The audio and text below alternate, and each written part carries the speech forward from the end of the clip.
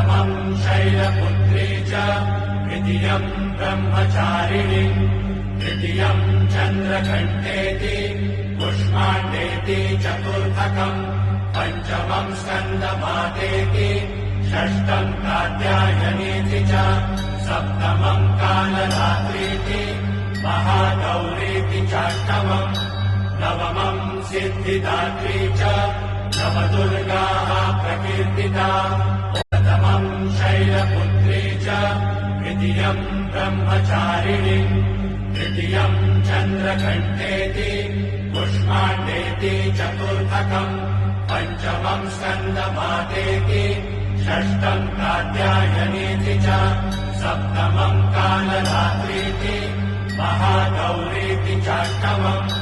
नवमम् सिद्धिदात्री च नवदुर्गाः प्रकीर्तिता।